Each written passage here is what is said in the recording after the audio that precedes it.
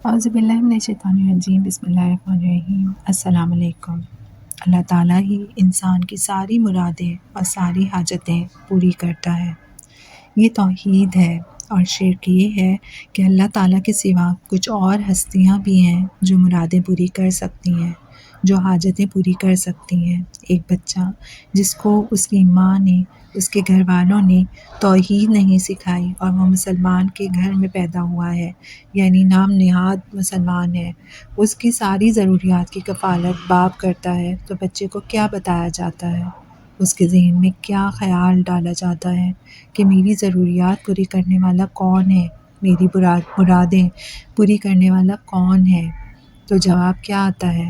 میرا باپ پوری کرے گا۔ پھر اس کا نتیجہ کیا نکلتا ہے؟ وہ ضد بھی باپ کے سامنے کرتا ہے اور اپنے رب کریم سے دعا نہیں کرتا۔ ایک بیوی کو دیکھیے جو خود نہیں کماتی اور اس کے پاس کوئی کمائی کا ذریعہ نہیں ہے، تو اپنی ضروریات کے لیے اپنے آپ کو کس کا محتاج سمجھتی ہے؟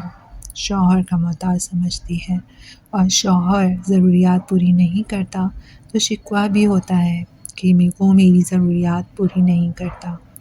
مرادیں اور حاجتیں پوری کرنے والا صرف اللہ تعالیٰ ہے۔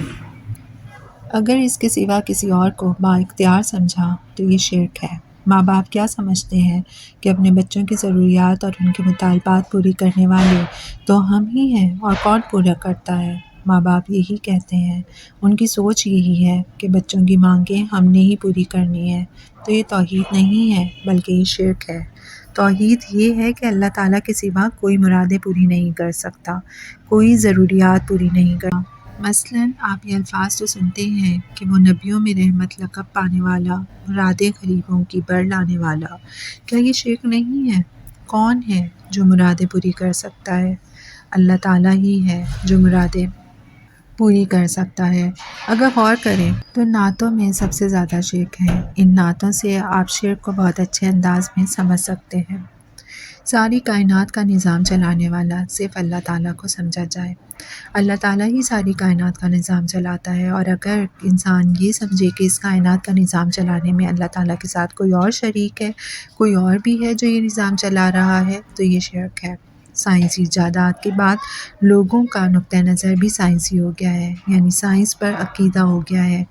لوگوں کو شفا دینے کے لیے جو دواساز کی کمپنیاں تحقیقات کر رہی ہیں کہ ادویات کے اندر شفا ہے، بس کوئی بھی شفا کی گولی، کیپسول یا سیرپ لے گا تو اس کو شفا مل جائے گی۔ ہم شفا کس کے ہاتھ میں سمجھتے ہیں؟ ڈاکٹر کے ہاتھ میں، ادویات کے ہاتھ میں۔ شفا اور بیماری کا تعلق غیر اللہ کے ساتھ جوڑتے ہیں، اور غیر اللہ کے اندر یہ قوت سمجھنا شرک ہے۔ اللہ تعالیٰ کی ذات کے سوا کوئی ایسا نہیں جو کائنات کا نظام چلانے میں اس کے ساتھ شریک ہو، اور اگر کوئی یہ سمجھتا ہے تو یہ شرک ہے۔ برتری اس کا حق ہے تو کسی اور کو برتر سمجھنا، کسی اور کا حق سمجھنا، یہ شرک ہے۔ ملازمت پیشہ لوگوں کی رگوں میں یہ بات بس جاتی ہے کہ ان کے رزق کا مالک وہ ہے جو ان پر حکمران ہے، جو ان کے معاملات چلاتے ہیں۔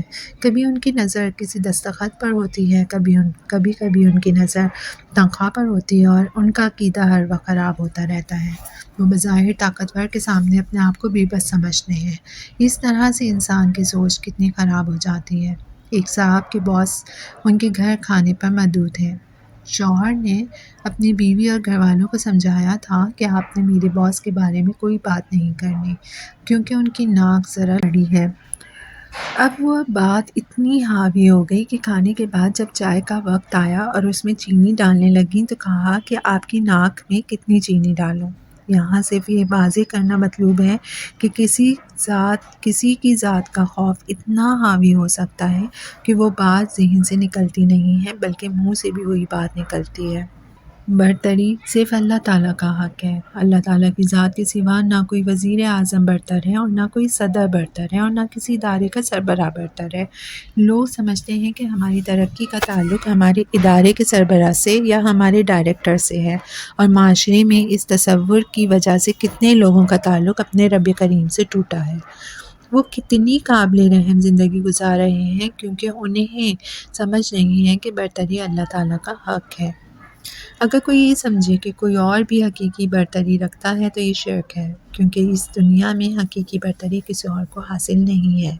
لوگ ایک دوسرے کے مقابلے میں بڑے چھوٹے ہو سکتے ہیں، لیکن دنیا میں کوئی چیز کسی حوالے سے برتر ہوتی ہے کہ فلاں کے مقابلے میں فلاں بڑا ہے، لیکن اللہ تعالیٰ کے مقابلے میں کوئی بڑا نہیں۔ حقیقی برتری صرف اللہ تعالیٰ کی ذات کو حاصل ہے۔ کیا آپ کا دل یقین کرتا ہے؟ اگر کوئی یہ سمجھتا ہے کہ اللہ تعالیٰ برتر ہے لیکن کچھ اور ہستیاں بھی برتر ہیں، کوئی داتا صاحب کو برتر سمجھے یا حضرت علی اجویری کو، داتا کا مطلب خود بخود واضح ہے، دینے والا، اور دینے والا تو اللہ تعالیٰ ہے۔ اسی طرح سے لاہور کو کہا جاتا ہے کہ یہ تو داتا کی نگری ہے۔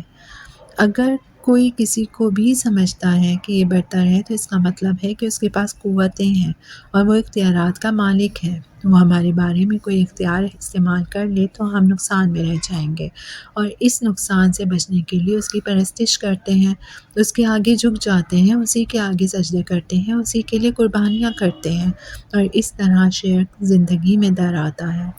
اسی طرح سے اگر آپ جاننا چاہیں کہ عقیدہ توحید کیا ہے تو آیت الکرسی عقیدہ توحید کو بہت عمدہ طریقے سے واضح کرتی ہے۔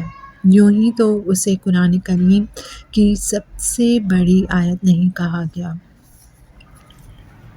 آیت الکرسی میں پہلا پیغام کیا ہے؟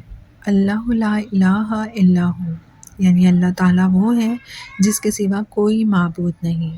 وہ لوگ جو آیت الکرسی پڑھ کر جن بھگاتے ہیں بھگا سکتے ہیں، لیکن رسول اللہ صلی اللہ علیہ وسلم نے فرمایا کہ وہ اس وقت بھی اللہ تعالیٰ کو قوت والا نہیں سمجھ رہے ہوتے، بلکہ وہ قوت کس میں سمجھتے ہیں؟ آیت الکرسی کے صرف الفاظ میں، جسے یہ ایک ہتھیار ہو۔ حالانکہ اس میں خبر ہے کہ اللہ لا الہ الا ہوا، یعنی اللہ تعالیٰ وہ ہے جس کے سوا کوئی معبود نہیں، وہی ہے جو عبادت کا حق رکھتا ہے، اللہ تعالیٰ کے سوا کوئی اور معبود نہیں۔ الحیّ یعنی ہمیشہ زندہ ہے، ہمیشہ سے زندہ ہے اور ہمیشہ زندہ رہے گا۔ کتنی بڑی خبر ہے کہ اصل زندگی اس کی ہے، باقی سب کی زندگی تو عارضی ہے۔ آپ کے اہل خاندان میں کسی کی وفات ہوئی ہے تو سوچیں، کبھی وہ بھی زندہ تھے اور زندگی کتنے عرصے کے لیے ملی؟ 50 سال، 60 سال یا 100 سال؟ کتنی زندگی تھی؟ اس کا مطلب ہے حقیقی زندگی تو اللہ تعالیٰ کی ہے۔ پھر آیت الکرسی میں اگلی صفت کا ذکر ہے کہ القیوم، یعنی ہر چیز کو قائم رکھنے والا ہے، یعنی سب کو تھامنے والا۔ زمین کو اس نے تھاما ہوا ہے، اس نے اسے تھامنے کے لیے ایک سسٹم بنا دیا ہے، اس میں پہاڑ گاڑ دیے ہیں، زمین کے اندر کشش ثقل کی قوت بھی ہے جس کی وجہ سے زمین تھمی ہوئی ہے۔ سائنس کیا بتاتی ہے؟ زندگی اپنے مرکز کے گرد گھومتی ہے اور زمین سورج کے گرد گھومتی ہے، لیکن گھمانے والا کون ہے؟ سائنس کبھی نہیں بتاتی۔ حالانکہ سائنس ہی یہ بتاتی ہے کہ کرنے والے کے بغیر کوئی کام نہیں ہو سکتا، لیکن ہر چیز میں آٹومیشن ثابت کرنے کی کوشش کی جاتی ہے کہ شاید سب کچھ خود سے ہو رہا ہے۔ زمین خود بخود گھوم رہی ہے، زمین کے اندر خود سے قوت آ گئی ہے، وہ اتنے منظم طریقے سے گھومتی ہے کہ اس کا سرکل ایک لحاظ سے مکمل ہوتا ہے تو رات اور دن بنتے ہیں، اور دوسرے لحاظ سے مکمل ہوتا ہے تو موسموں کا بدلنا ممکن ہو جاتا ہے۔ ایک موسم جاتا ہے تو اگلا موسم آتا ہے، ایک چکر ہے جو خود بخود باہر کسی سسٹم بنائے چل رہا ہے۔ لوگوں کا سائنس پر تو یقین ہے لیکن اللہ تعالیٰ پر یقین نہیں ہے، حالانکہ اللہ تعالیٰ تو القیوم یعنی ہر چیز کو قائم رکھنے والا ہے۔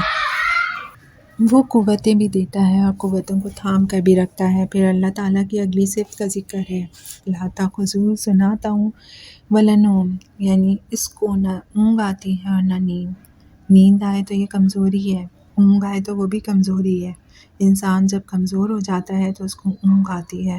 اللہ تعالیٰ اتنی قوت والا ہے کہ اس کو کبھی نیند نہیں آئی، کبھی اسے اونگ نہیں آئی۔ پھر بتایا گیا کہ وہ مالک ہے، لہو ما فی السماوات و ما فی الارض، یعنی جو کچھ آسمانوں میں ہے وہ کچھ زمین میں ہے، اسی کا ہے، اسی کا ہے جو آسمانوں میں ہے اور زمین میں ہے۔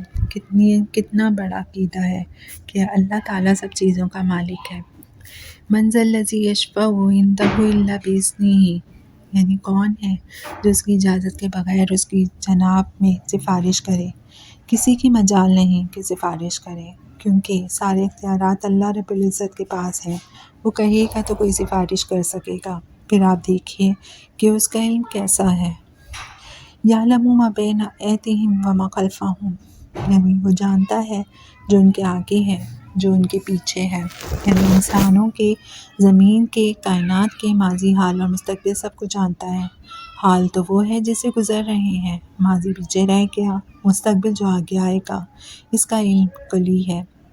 جو کچھ ان کے آگے یعنی انسانوں کے آگے ہے، جو انہیں خود معلوم نہیں، انسانوں کے پیچھے کیا ہے، ہماری زندگی کا وہ وقت جو گزر چکا ہے، اور وہ سارا وقت جو اس سے پہلے گزر چکا ہے، مستقبل میں موت ہے، ماضی میں زندگی ملی تھی، اور جو زندگی گزار رہے ہیں ان کی ساری چیزوں کا علم اللہ تعالیٰ کو علم ہے۔